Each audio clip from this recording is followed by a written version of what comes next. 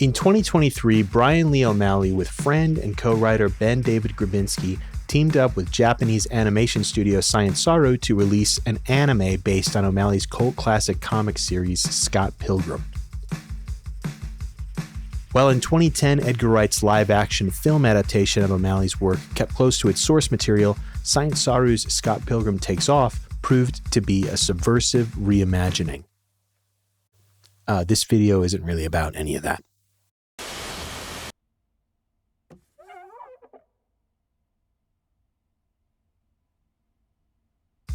In a time when the world is experiencing major effects of franchise, rebuild, and remake fatigue, where billion-dollar corporations are constantly teasing and building out hype for future IP that often costs those same studios hundreds of millions of dollars, possibly never even making it past the earliest pre-production phases, cinematic universes rising and falling entirely off-screen, you'd be forgiven for immediately dismissing a Netflix-produced animated rebuild show based on a previously adapted property whose entire aesthetic is slyly referencing its target demographic subcultures.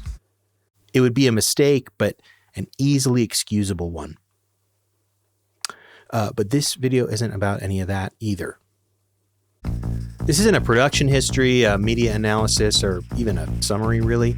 There are other people much better suited to that than me. Instead, I'd like to present you with a bit of a Trojan horse. I'd like to use this video as an excuse to just talk about a couple of things that I think are cool and that I've been thinking about too much lately. I can tell you how I think they're connected and why I think that's cool. I guess I just love to share a bit of enthusiasm with you. Sell you on a vibe. So let me just start by talking about one reference in a sea of references to be found in the aforementioned Scott Pilgrim Takes Off. Slight spoilers, by the way. Future Scott Pilgrim covering the song Konniwa Hurricane from the soundtrack to the 1987 anime OVA Bubblegum Crisis, Episode 1, Tinsel City Rhapsody. Big city, Kurukuna, heart to heart. Mina, I know my ego. Big city, Namida wa day by day. Nemuranai omoi yo, yusaburu dake.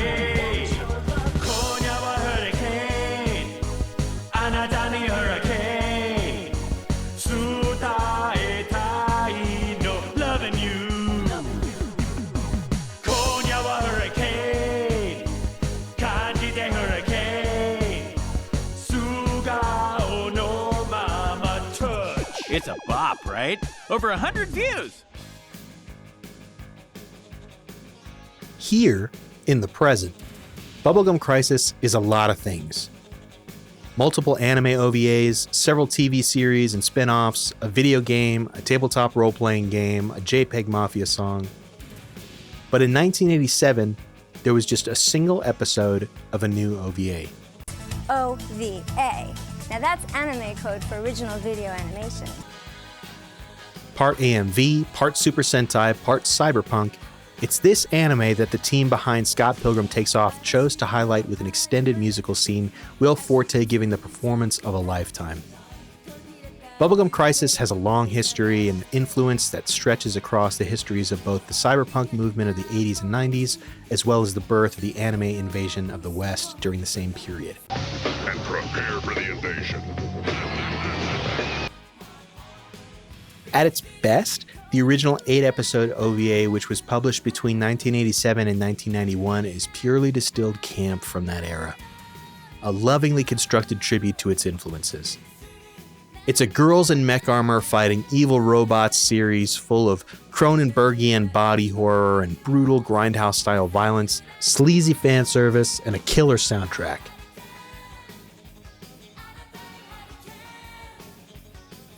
Much of what makes Bubblegum Crisis good is directly lifted from its influences, and it's often not subtle.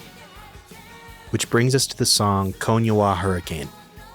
It's a bombastic city pop bop by singer and voice actor Kinoko Umuri of the band Silk, who provided both singing and speaking voices for the series' main protagonist Pris Asagiri.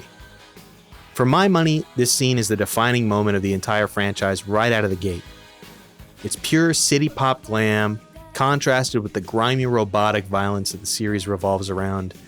and I want it pumped directly into my veins. The series is a little all over the place as far as quality, but I think the strength of the soundtrack and the environmental vibes alone are enough to float the original series into, let's say, my strongly recommended category if you're at all interested in the cyberpunk genre or the kinds of anime that gained popularity early on in the West. Ever read Neuromancer? Huh? Ever experienced the new wave? Next wave? Dream wave? Or cyberpunk? I didn't think so. Earlier, I mentioned that many of the best bits of Bubblegum Crisis come when the show is paying homage to its influences. Would it surprise you then to learn that Konniwa Hurricane and the entire opening to Bubblegum Crisis that was so lovingly tributed in Scott Pilgrim Takes Off is itself a reference? It shouldn't. I've been alluding to it the whole time.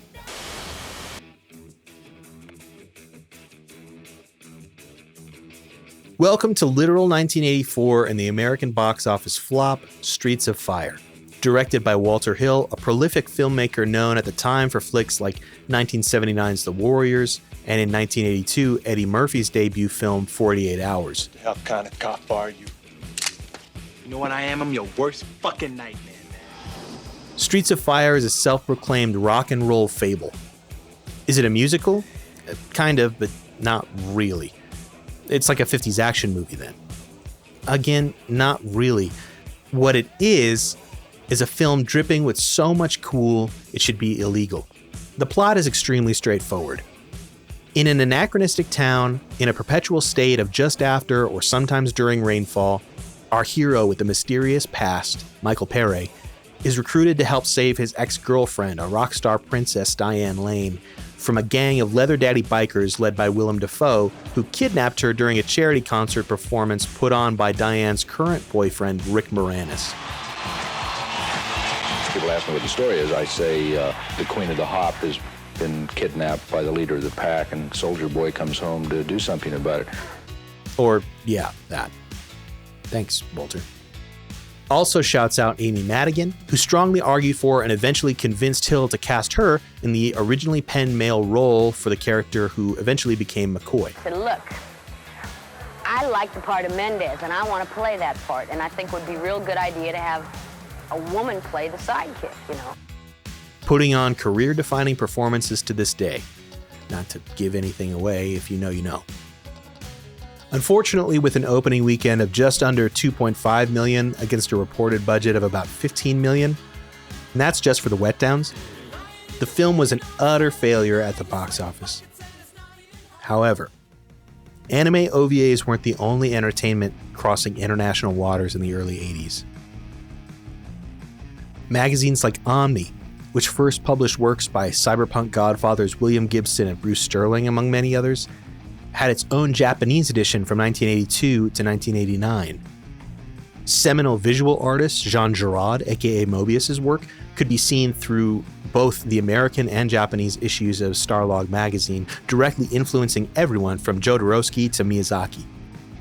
By 1983, genre-defining manga like Akira began finding huge international audiences. In 1982, although it didn't release theatrically in Japan, Ridley Scott's Blade Runner was changing the landscape of sci-fi for an entire generation who are now able to watch and rewatch movies on VHS, Betamax, and CED video disc. And it was in this same package that, after its domestic theatrical flop, Streets of Fire came to Japan to find its intended audience. Now look, I can't really speculate on the exact reason Streets of Fire found the cult status that it did in 1984 Japan. I can point to what I've already mentioned, the works of Western sci-fi's new wave being consumed and dissected and synthesized globally thanks to rapidly emerging and evolving technology. I can point to things like the re-emergence of the Rockabilly subculture, which is still going strong to this day, heralded on American televisions by the Fonz on Happy Days, and in Japan by bands like Black Cats. Black Cats took visual inspiration from their predecessors like Cool's RC, RC being Rockabilly Club, by dressing in iconic black leather greaser outfits, but also implemented a particular hairstyle that seems a little familiar. But I really can't speculate. In my own experience, the reasons for the movie's popularity are obvious. Much like Bubblegum Crisis would become later, this is a movie that goes strictly on vibes. Take the incredibly strong visual and musical aspects of the film and pair that with the leanest plot possible, and use that as a vehicle to spotlight an astoundingly likable cast.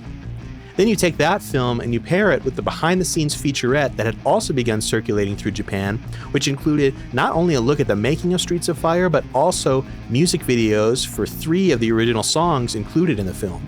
Songs written and performed by an all-star company, including Jim Steinman, who wrote Meatloaf's Bat Outta Hell, among many others, and produced by future co-founder of Beats Electronics and subject of a Macklemore diss track, Jimmy Iovine. Folks, that is a recipe for cult success if I've ever heard one. Whatever the mix of ingredients was that created this perfect storm, we can at least clearly see its effects, even 40 years later. Multiple generations of artists from different disciplines and cultures inspiring and influencing one another over and over again.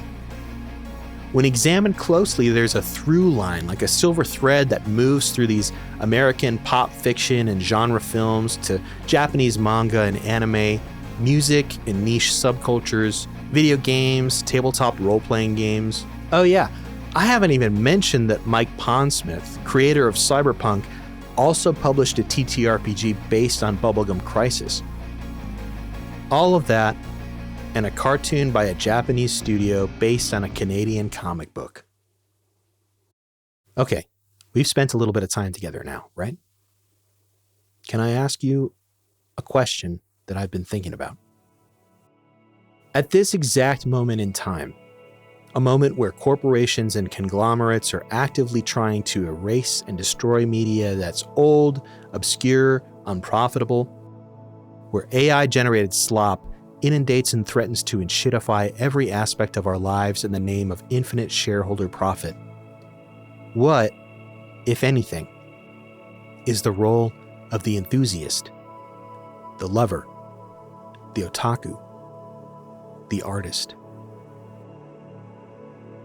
Maybe nothing. I'm definitely not the kind of person anymore who presumes to know how other people should be living their lives. But one role someone who, when faced with the bleakness of this reality, feels compelled to push back against the seemingly inevitable tide of voracious capital might take is the one of the curator. In the 80s, it was because of scarcity and obscurity. The curator might direct you where in the tri-state area to even find a copy of a cult film or a new anime. It's easy to forget how localized media, especially video, was around the world until extremely recently. Before the internet and affordable hosting, in order to get the good stuff, you often had to know a guy who would know a place. Now, 40 years later, theoretically, there's never been an easier time to find new art that inspires us from around the world and then to share those things with the people around us. Unfortunately, what we've ended up getting is the death of physical media, ownership being replaced by subscription services, all while movies and shows are being traded and sold between those digital streaming services like Pokemon cards, so that you can never be 100% sure that what you're in the middle of, the show you've been watching with your partner, the movie on your watch list you haven't had time to get to, or your favorite album, won't just suddenly disappear from these platforms on a whim of some suit, or rapidly increase in cost, or have their original released versions replaced with new ones, or have your subscription money used to fund the violent machinations of narcissistic sadists bent on mutually assured destruction. As we are inundated with perpetual and infinite slop content, while at the same time media itself is in such a precarious position, the curator finds the gems, new and old, and becomes their steward and their evangelist.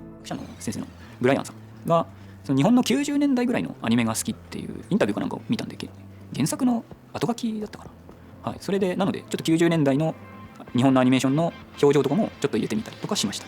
はい、結構デフォルメされた絵柄っていうか、あんまりないというか、あんまりやったことがないんで、ただでもシンプルは楽しかったですね、僕は。はい。We're in a time when we have more global access to the breadth and depth of human creation than ever. And yet billion and trillion dollar companies want nothing more than to force feed you whatever gives them the highest profit margins, sometimes working in tandem with national governments to actively isolate consumers from experiencing anything outside of the usual, highly regulated delivery methods. However, in spite of all those difficulties, when the curator shares the things that inspire them with their community, yeah, community is a part of it too, others can become inspired, and the cycle can perpetuate. The impact of those moments can continue to reverberate throughout time.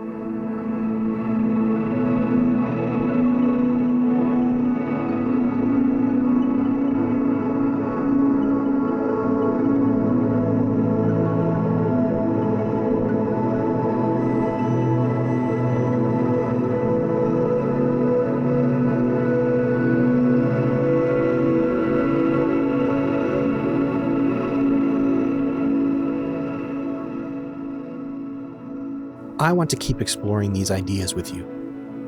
Maybe you do too. So let me ask you one more question. What do you feel like sharing?